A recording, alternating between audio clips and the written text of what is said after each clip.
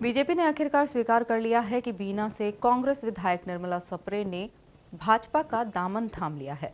सांसद और प्रदेश महामंत्री लता वानखेड़े ने सार्वजनिक मंच से यह बयान दिया है कि सप्रे अब भाजपा में शामिल हैं। सिर्फ तकनीकी कारणों से उपचुनाव की प्रक्रिया शुरू नहीं हुई है। यह पहला मौका है जब भाजपा ने इस मसले पर खुलकर प्रतिक्रिया दी है। देखिए यह खास रिपोर्ट। मध्य प्रदेश के सागर जिले की बीना विधानसभा की विधायक निर्मला सप्रे इन दिनों कानूनी और राजनीतिक विवादों के बीच फंसी हुई हैं। कांग्रेस के टिकट पर जीतने के बाद उन्होंने भाजपा का साथ तो पकड़ लिया, लेकिन विधानसभा से त्यागपत्र नहीं दिया। इसी को लेकर कांग्रेस ने हाईकोर्ट में याचिका दायर की है।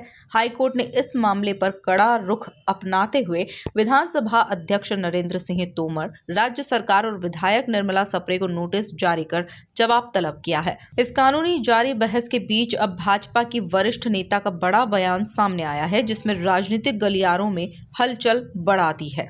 बीजेपी सांसद और प्रदेश महामंत्री लता वानखेड़े ने एक सार्वजनिक मंच से साफ शब्दों में कहा कि बीना विधायक निर्मला सप्रे भाजपा में शामिल हो चुकी हैं। उन्होंने कहा कि पीएम नरेंद्र मोदी और मुख्यमंत्री डॉक्टर मोहन यादव की योजनाओं से प्रभावित होकर सप्रे ने बीजेपी का दामन थामा है। लता वानखेड़े ने आगे कहा, पार्टी छोड़कर दूसरी पार्टी में जाने पर एक प्रक्रिया होती है, उसमें पुनः चुनाव सुनिश्चित होता है। अभी तकनीकी कारण से इस दिशा में नहीं गए हैं, लेकिन जल्द जाएंगे। प्रभावित होकर हमारे माननीय प्रधानमंत्री जी की योजनाओं से प्रभावित होकर हमारे मुख्यमंत्री डॉक्टर मोहन यादव जी की योजनाओं से प्रभावित होकर उन्होंने भारतीय जनता पार्टी का दामन थामा और वो निरंतर हमारे साथ कंधे से कंधा मिलाकर चल रही है।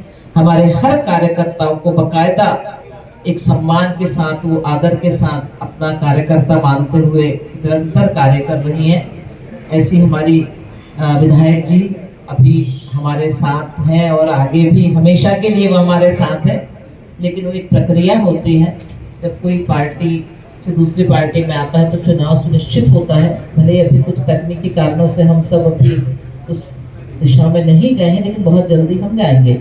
इसलिए ये SIR हमको जो मिला है काम, इसके माध्यम से हम अपनी जमीन तैयार करना है। जिस तरह से हम एक बंजर जमीन को जब हम उसको खोदते हैं, उसको समतल करते हैं, उस पर हम बीज बोते हैं, फिर बारिश आती है, उसको हम पानी देते हैं, पानी देकर उसको हम उपजाऊ बनाते हैं, बीज बोते हैं। उसके बाद जब फसल लहलहाती है और जब फसल लहलाती है तो उसके बाद बहार आती है।